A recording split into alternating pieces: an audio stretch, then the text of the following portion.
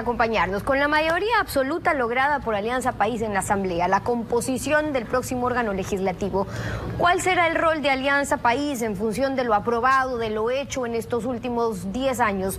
¿Blindarlo, como decía Doris Solís, o cree que es necesario redireccionar el rol de la Asamblea en cuanto a fiscalización, por ejemplo? Bueno, seguramente esas son algunos de los temas que serán asumidos por la próxima Asamblea. Stephanie, en torno a fiscalización, me parece que el tema únicamente de resumirlo en si existe o no juicios políticos es de alguna manera una fiscalización, una visión de fiscalización simplificada. Es importante saber hacia dónde se dirigen las actuaciones de los funcionarios públicos, cuáles son los efectos de las leyes que aprobamos, si efectivamente impactan en un nivel de mejorar las condiciones de vida de nuestros ciudadanos, de saber que el sentido del Estado es la construcción de un proyecto nacional. Esos son temas que encuentran asidero en una Asamblea Nacional comprometida, que tenga la claridad suficiente para seguir aprobando leyes en beneficio de todo el país, leyes que no disminuyan los derechos, sino que los amplíen, que los garanticen, que los protejan de mejor manera. Pero en ese análisis del efecto que tendrían las leyes que han aprobado en estos 10 años, entonces, ¿la consideración es ratificarlos, blindarlos, o hay la posibilidad de rectificar o cambiarlos? Eso siempre es necesario, siempre es un imperativo. Las leyes no son buenas simplemente el momento en que llegan a ser aprobadas, sino cuando se ponen en práctica, cuando sabemos si es que cubren todos los objetivos para los cuales se las plantearon. Entonces, sin duda, la nueva Asamblea Legislativa pues tendrá que corregir aquello en donde sea necesaria una nueva intervención, tal vez una reforma, pero es también importante fiscalizar sobre el trabajo que hemos desarrollado.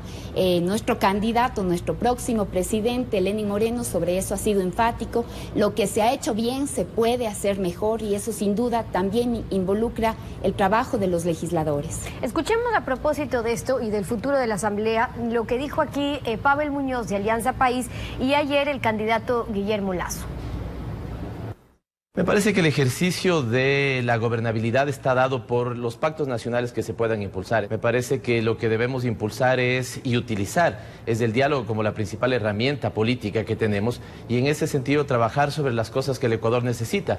Creo que debemos trabajar sobre un gran pacto productivo, un gran pacto por el trabajo, un gran pacto por la transparencia y el bienestar de los ecuatorianos. Desde esta perspectiva, independientemente digamos, de la composición que las distintas fuerzas políticas tengamos, creo que pasado el 2 de abril tenemos una sola prioridad, y esa es el Ecuador. En democracia uno tiene que tener la entereza de conversar con el adversario político, no con el enemigo, con el adversario político.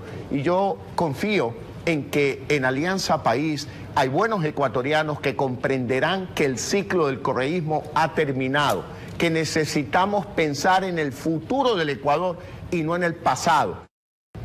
Primero, sobre eso último, el candidato de Creo ha insistido en la posibilidad de conversar con gente de Alianza País. ¿Eso está bien para el discurso político, o cree que hay posibilidades reales de que ideologías y modelos distintos como el que defiende Creo y el que ha aplicado Alianza País puedan converger?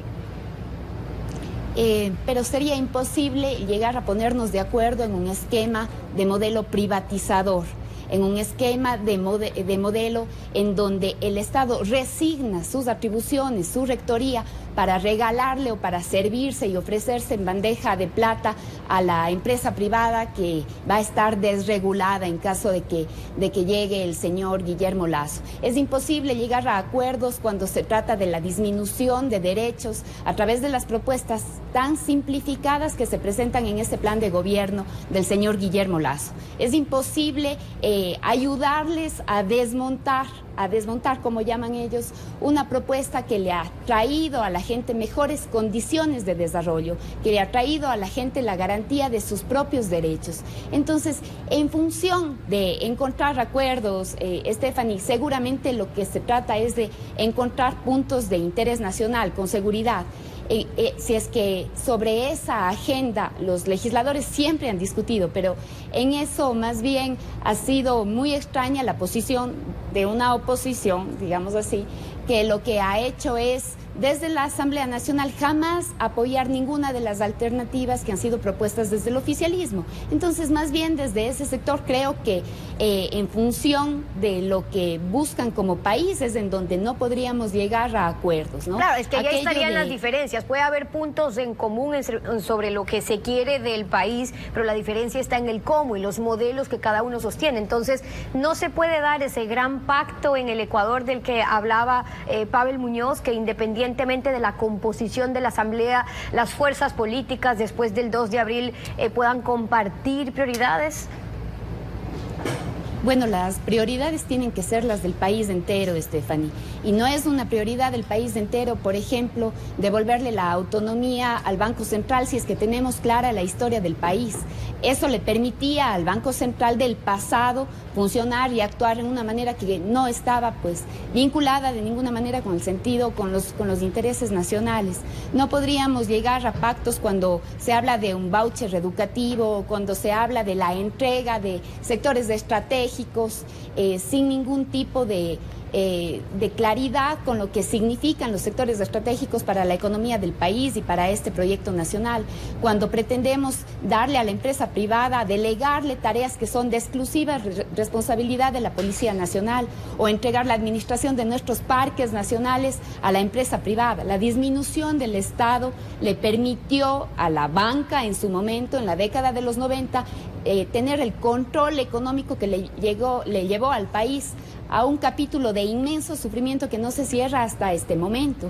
Entonces, en función de eso, no es muy sencillo decir es llegar a estos acuerdos cuando de por medio existen pues intereses particulares por encima de intereses nacionales. Evidentemente no es sencillo y por eso es interesante evidenciar las diferencias que hay. En la práctica, si gana Moreno, el panorama pues ya lo conocemos, entre Ejecutivo y Asamblea.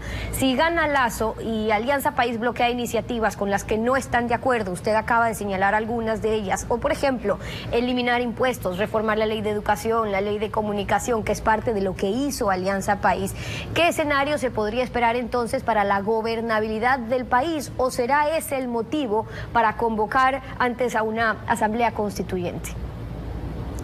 Es que además la gobernabilidad no puede ser vista solamente desde la relación ejecutivo-legislativo.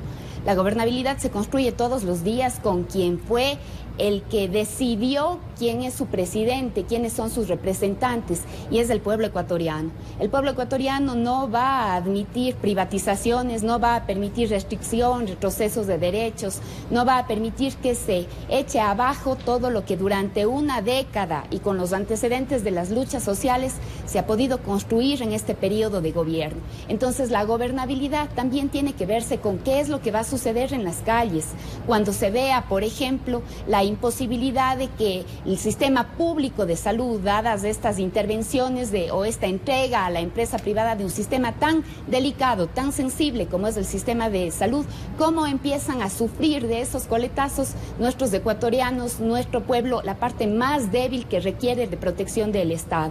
Si es que hablamos de la eliminación de los impuestos, ¿cómo pretendemos financiar todos los servicios sociales que van sobre todo dirigidos a proteger a las economías más débiles? En el plan que propone el señor Lasso no existe ninguna referencia a aquella de sus grandes propuestas, que es la creación del 1.000.000 de empleos. ¿Cómo lo va a hacer? Es un plan completamente simplificado, un plan que en verdad, como se asienta sobre un papel, como no ha desarrollado ninguna propuesta estructurada, no va a tener ningún resultado. Y por sobre eso ello... es importante...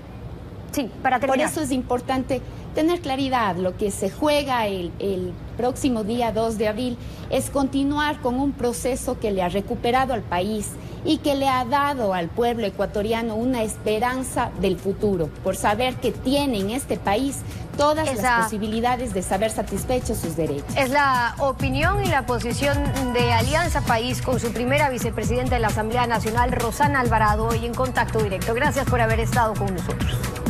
Gracias también. 7:31, vamos a una pausa. Al volver, en nuestros estudios está León Roldós, ex vicepresidente de la República. Vamos a hablar sobre el acuerdo de Odebrecht de colaboración definitiva con la Fiscalía para el esclarecimiento de todos los hechos. ¿Por qué no se concreta? Lo examinamos. Quédese usted en nuestra sintonía.